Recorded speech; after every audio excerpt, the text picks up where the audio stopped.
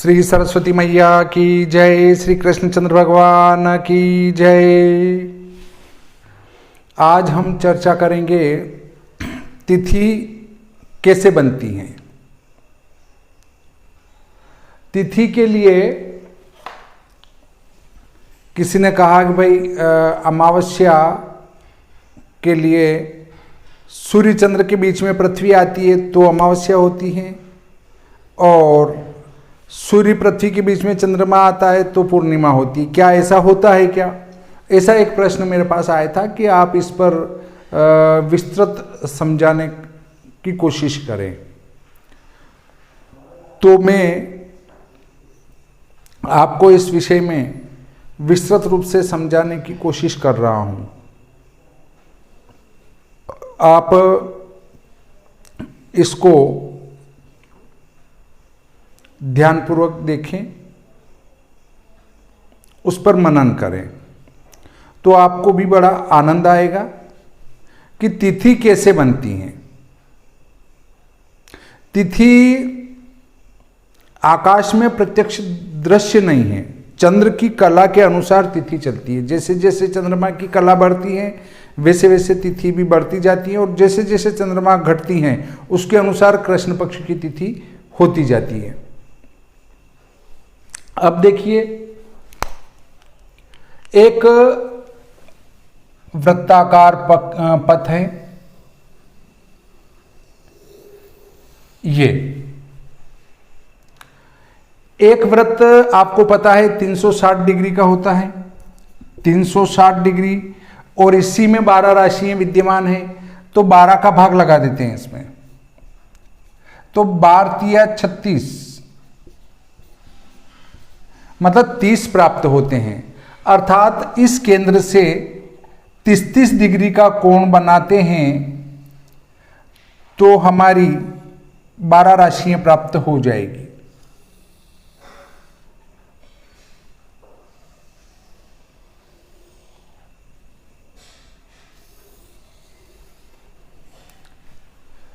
एक, दो, तीन, 4, 5, 6, 7, 8,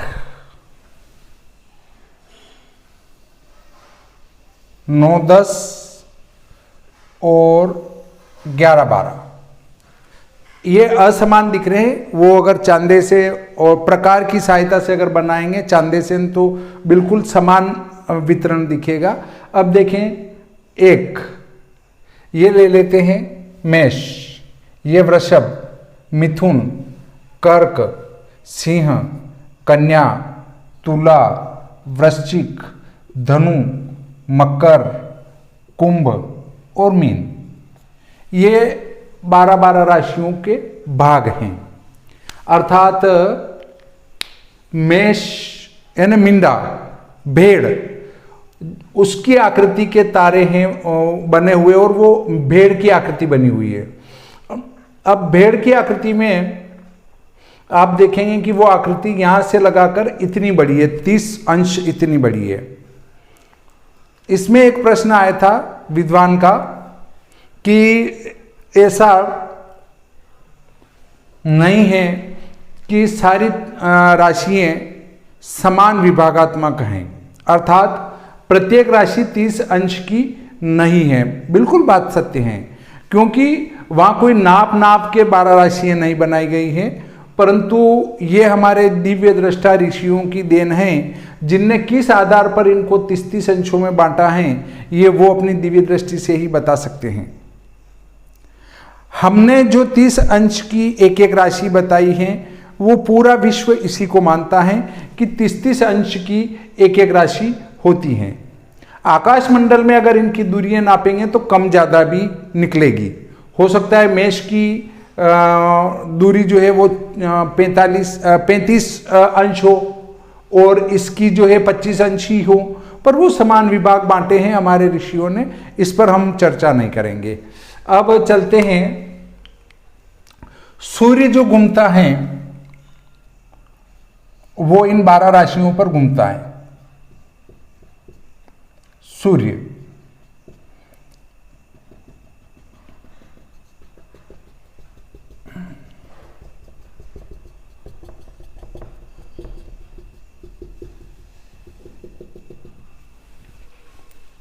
सारे ग्रह भी ऐसे ही 12 राशियों में घूमते हैं। अब इसका अर्थ ये नहीं कि वो उसके टच होके निकलते हैं या उसके बिल्कुल पास होके निकलते हैं। हो सकता है वो राशि मंडल कहीं माना वो 100 किलोमीटर दूर हैं और उससे 100 किलोमीटर या 1000 किलोमीटर दूर सूर्य परिक्रमा कर रहा है, परंतु इसकी सीध में जब निकल रहा है तो वो मेष पर माना जाएगा। वो बिल्कुल उसके पास होके नहीं निकलता है, उसकी सीध में होके इसका गुजरना ही उसका मेष राशि में जाना कहलाएगा, वृषभ में जाना कहलाएगा, मीन में जाना कहलाएगा। तो ये बात आप समझ चुके होंगे। अब सूर्य से कितना ही दूर पृथ्वी के नजदीक जो है वो है चंद्रमा है।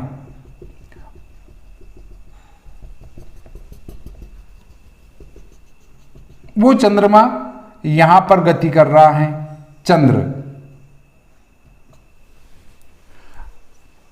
आपको इसमें कोई दिक्कत नहीं आ रही होगी। उसके बाद पृथ्वी का एक पथ है, वो पृथ्वी यहां पृथ्वी भ्रमण कर रही है, पृथ्वी। परंतु चूंकि हम पृथ्वी को घूमती हुई नहीं मान सकते हैं। अगर पृथ्वी को घूमती हुई मानेंगे तो ऐसी स्थिति में हमारा गणित गड़बड़ा जाएगा।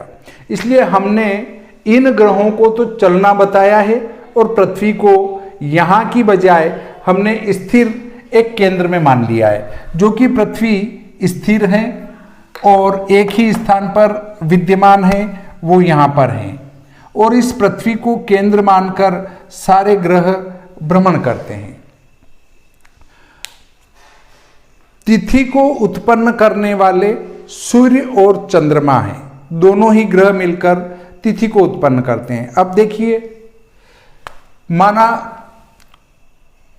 मेष पर सूर्य आया 14 अप्रैल को, 14 अप्रैल को मेष पर सूर्य आया और वो 0 डिग्री पर कहलाएगा। चंद्रमा भी मेष पर आया उसी दिन मान लेते हैं हम, वो भी 0 डिग्री पर कहलाएगा। अब चूंकि यहां सूर्य है, यहां चंद्रमा है और यहां पृथ्वी है, तीनों एक सीध में है, तीनों एक सीध में है, तो चंद्रमा यहां पर अमावस्या को नहीं दिखता है। उसका कारण क्या है? उसका कारण यह है कि सूर्य का प्रकाश तेज होता है, उस तेज प्रकाश के अंदर इसका दिखना बंद हो जाता है। दिन में कोई भी ग्रह नहीं दिखता है, कोई भी तारा नहीं दिखता है, क्योंकि सूर्य का प्रकाश तेज होने से सब अदृश्य हो जाते हैं, चाहे वो आकाश मंडल में विद्यमान क्यों न हो, तो वो अदृश्य होता है। अब आप कहेंगे एक सीध में है तो ग्रहण हो जाएगा, ग्रहण नहीं होगा। आप देखेंगे कि दोनों एक सीध में हैं, परंतु वो थोड़े से ऐसे रहते, वो थोड़ा इस पथ में है, वो थोड़ा इस पथ में है। आपको इसके लिए वो सीध में है या नहीं है, उसके लिए क्रांति पर जाना पड़ेगा। अब सूर्य की क्रांति क्या है और चंद्रमा की क्रांति क्या है, उससे वो दोनों एक सीध में तो है पर थोड़े हटे हुए रहते हैं, हटे हुए रहते हैं, तो यहां से सीधा प्रकाश पृथ्वी पर चला जाता है। जैसे इस एक ही रेखा पर दोनों हैं, 0 डिग्री मेष पर सूर्य भी है, 0 डिग्री मेष पर चंद्रमा भी है, परंतु वे जो है इस पृथ्वी से अब वो थोड़ा यहां पर है, सूर्य नीचे दबा हुआ है और चंद्रमा ऊपर उठा हुआ है, तो इसका सीधा प्रकाश वहां पहुंच जाता है, चाहे दोनों एक ही पर हैं, परंतु चंद्र का प्रकाश पृथ्वी तक नहीं पहुंचता है, इसलिए उस दिन अमावस्या हो जाती है। न सूर्य और पृथ्वी के बीच चंद्रमा आता है, न चंद्र और पृथ्वी के बीच में सूर्य आता है, न पृथ्वी आती है। पर अमावस्या होने का मुख्य कारण यह है कि जब दोनों के राशि अंश कला विकला समान हो तो उस समय अमावस्या की समाप्ति होती है।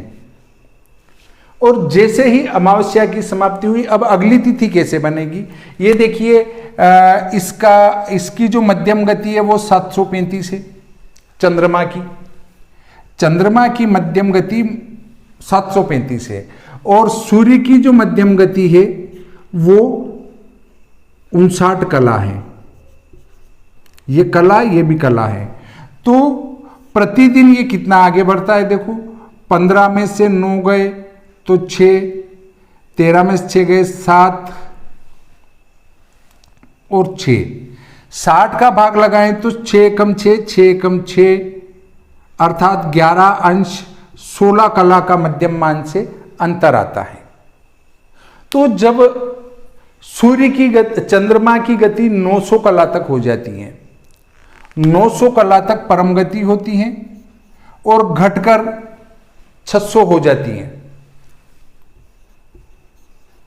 तो तिथि का बढ़ना, तिथि का घटना, ये सब चंद्रमा करता है, सूर्य नहीं करता है। सूर्य क्यों नहीं करता है? क्योंकि सूर्य की गति 59 चल रही है तो वो तो एक लंबे समय तक चलती है, एक एक महीने तक लगभग 2-5 कला बढ़ते बढ़ते सूर्य बढ़ता है। पर चंद्रमा बहुत शीघ्रगामी है, रोजाना उसकी 15-20 कला तो कम ज्यादा गति हो ही जाया करती है। 15-20 कला जब गति कम ज्यादा हो जाती है तो उसमें तिथि, नक्षत्र, योग, करण के मान में बहुत ज्यादा ऊपर नीचे हो जाता है, कम ज्यादा घटोतरी होती है। तो अंश तो उसको 12 चलना है, अर्थात सूर्य 59 कला चलेगा ही चलेगा। अर्थात ये यहां से एक दिन में 59 कला मतलब लगभग एक अंश आगे बढ़ेगा और इतने समय में मोटे रूप में चंद्रमा इससे 12 अंश आगे चला जाएगा। तो ये जो इन दोनों का अंतर रहेगा वो ही एक तिथि का मान है। अब देखें 12-12 अंश की एक एक तिथि बनती है। अब 12-12 अंश की एक एक तिथि बनती है तो 15 दिन की कितनी तिथि हुई देखो, 15 दूना 30, 15 एकम 15 और 3 18, 180 अंश हो जाते हैं। 180 अंश अर्थात 6 राशि। तो मीन समाप्ति से 6 राशि की जोड़ दो तो छठी राशि की समाप्ति पर आपकी पूर्णिमा हो जाएगी। जब हमारा सूर्य एक एक अंश बढ़ेगा, सूर्य एक महीने में यहां 0 अंश से लगाकर यहां तक आएगा, एक महीने में। इतने समय में चंद्रमा यहां से चलकर एक चक्कर लगाकर वापस यहां आ जाएगा, जहां पर सूर्य वहां पर एक महीने में, अर्थात 27 दिन में वो 12 राशियां भुक्त कर लेता है। तो यहां से अगर वो चलना चालू हुआ तो यहां होके यहां आने में उसको 27 दिन लगेंगे और फिर उसके बाद उसको सूर्य के साथ होने में 3 दिन और ज्यादा मान लो तो लगभग 30 दिन में वो सूर्य से युति कर लेता है मोटे रूप से। सूक्ष्म रूप से तो 31 दिन भी हो सकते हैं, 29 भी हो सकते हैं, 28 भी हो सकते हैं। तो ये जब इसके सामने यहां आएगा, चंद्रमा घूमता हुआ यहां आ जाता है। वो 15 दिन में सूर्य कितना चलेगा, 15 अंश चलेगा, मतलब मेष राशि के बीच में आ जाएगा और इतने समय में चंद्रमा भी चलता हुआ यहां पहुंच जाएगा तुला के बीच में। देखिए 1 2 3 4 5 6 और ये 7वीं राशि पर रहेगा।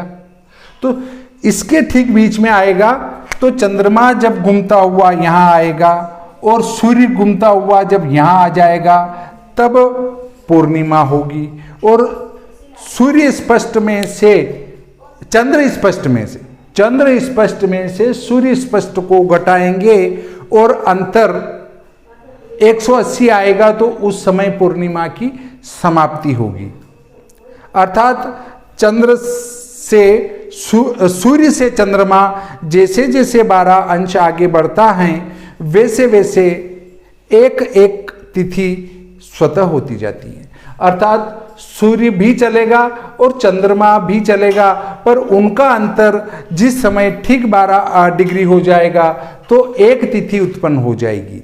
फिर वहां से अगले 12 अंश पर चलने में एक तिथि अगली हो जाएगी। इस प्रकार 180 अंश चलने पर पूर्णिमा होगी और वहां से फिर 180 अंश चलने पर, अर्थात वो जब वापस सूर्य के साथ राशि अंश कला में समान हो जाएगा तो अमावस्या हो जाएगी।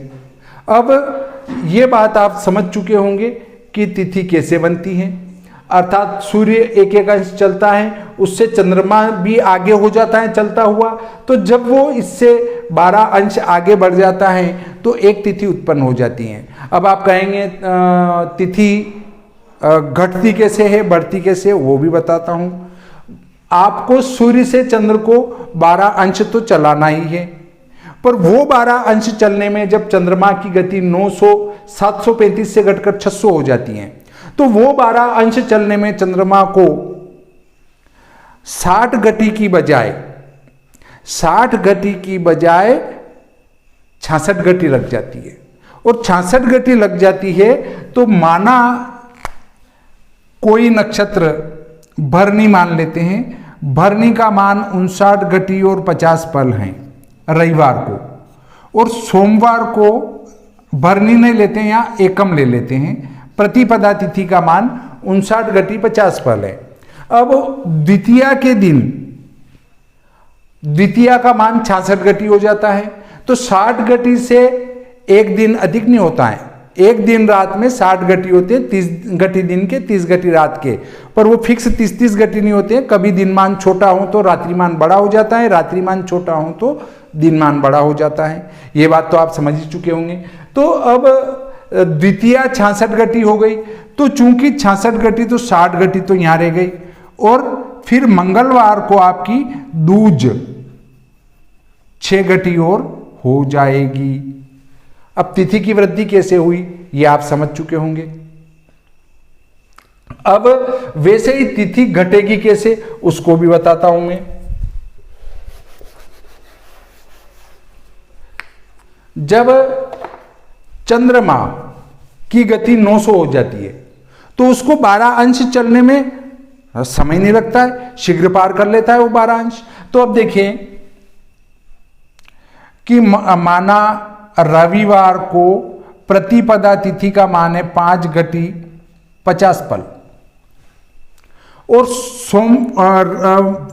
द्वितीया तिथि चूंकि 900 की गति से चल रहा है, वो सुपरफास्ट गति से चल रहा है, तो ऐसी स्थिति में वो 51 गति में ही आपकी द्वितीय 12 अंश को पार कर लेगा। अगले 12 अंश को पार करने में उसको 51 गति लगेंगे। तो चूंकि यहां पर 5 गति और 51 गति जोड़ते हैं तो 56 गति 50 पल में ही आपकी अगली तिथि हो जाएगी। तो चूंकि इसको अगला सूर्य स्पर्श नहीं करेगा, द्वितीया को, न तो एकम वाला सूर्योदय इसको स्पर्श कर रहा है, न अगले दिन का सूर्योदय इसको स्पर्श कर रहा है, इसलिए यह द्वितीय तिथि क्षय हो जाएगी। ये रविवार को ही इसको लिखेंगे और इसके आगे 0 लगा देंगे, अर्थात द्वितीय तिथि क्षय हो गई। तो अब इसका मान कितना है? द्वितीया का मान 56 गति 50 पल में से 5 50 घटा देंगे तो द्वितीया का मान कुल 51 गति है। तो ऐसे तिथि क्षय होती है और तिथि की वृद्धि होती है, अर्थात चंद्रमा की गति बढ़ जाती है तो वो 12 अंश शीघ्र पार कर लेता है, और शीघ्र पार कर लेता है तो तिथि घट जाती है, और उसकी गति कम हो जाती है तो 12 अंश पार करने में उसको समय लगता है, और जब समय लगता है तो तिथि की वृद्धि हो जाती है। ऐसे ही नक्षत्र की वृद्धि भी होती है, ऐसे योग की होती है, और ऐसी करण की भी, करण में क्षय वृद्धि नहीं होती है। केवल तिथि, नक्षत्र और योग वो कैसे क्षय होते हैं, कैसे वृद्धि होती है, ये शायद आपके समझ में आ चुका होगा। तिथि गणित को कैसे करें, अब इसका उदाहरण मैं आपको नहीं बताऊंगा, पर सूत्र आपको बता देता हूं कि सूत्र कौन सा लागू करें। अब आप देखेंगे कि सूर्य चंद्र स्पष्ट में से घटाना है सूर्य स्पष्ट, तो आपको मिलेगा अंतर यहाँ तक कोई दिक्कत नहीं है। इस अंतर में 12 का भाग लगा देंगे, 12 का भाग लगाएंगे तो 12 का भाग लगाने के बाद में यहाँ जो आएगा भागफल वो गत तिथि आएगी। वर्तमान तिथि के लिए इसमें 1 बढ़ा देंगे तो वर्तमान तिथि आ जाएगी। यहां पर शेषफल आएगा। इस शेषफल के विकला बना लेंगे, विकला, कोई दिक्कत नहीं। अब चंद्र की गति में से सूर्य की गति घटा देंगे, अंतर गति। अब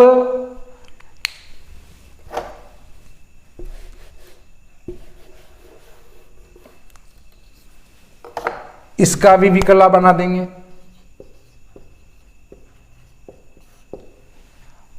अब आपको ये वाला जो विकला है, विकला गुणित 24 बटे ये वाला विकला, इसका भाग लगा देंगे तो घंटा मिनट में यहां जो भागफल आया उससे अगली तिथि का समाप्ति काल प्राप्त हो जाएगा।